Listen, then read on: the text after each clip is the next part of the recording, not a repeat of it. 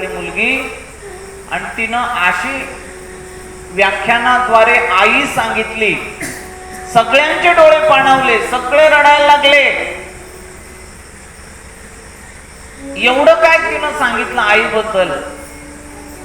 मायबाप व्याख्यान संपलं आणि तिला भेटायला लोकांची गर्दी झाली.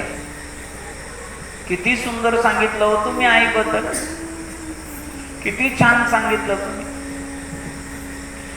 एक म्हातारी आली आणि त्या म्हातारीनं त्या मुलीच्या डोक्यावरनं हात कुरवाळला आणि विचारलं, ताई तुला किती लेकरं आहेत माय?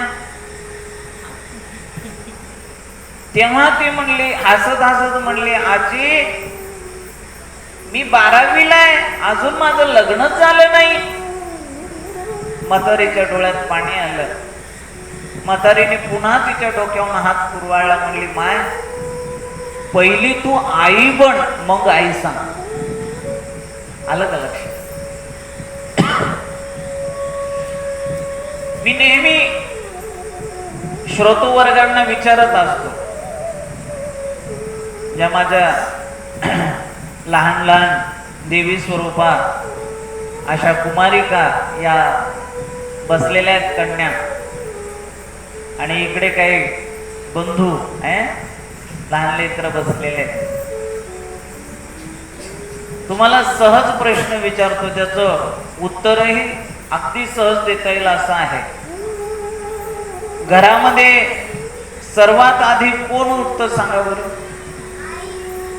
किती लवकर म्हणाली? आईच लवकर उठते मायबापा. जेवढा घराच्या कामाचा भार आईच्या खांद्यावर आहे, तेवढा बापाच्या आहे का नाही सांगता येणार नाही. बाप मायबापा कमवून आणतो, पण करून खाऊ घालणं आणि पूर्ण मायबापा त्या लेकरावरती कृपा करणं हे आईचं काम असतं. लक्षात. घरामध्ये सर्वांची कामं कोण ऐकतं? आईच ऐकते. घरामध्ये सर्वात शेवटी सर्व घर आवरून मायबापा झोपायला कोण जातं? आईच जाते. अजून विशेष ऐका, सकाळी 4ला उठते माऊली, रात्री 11-12ला झोपते आणि पुन्हा सकाळी 4ला उठते.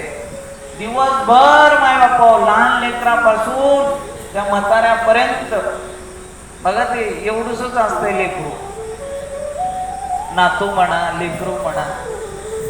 पण त्या आईला कसं बोलतं माहितीये का? टेन्शन देऊ नको मला,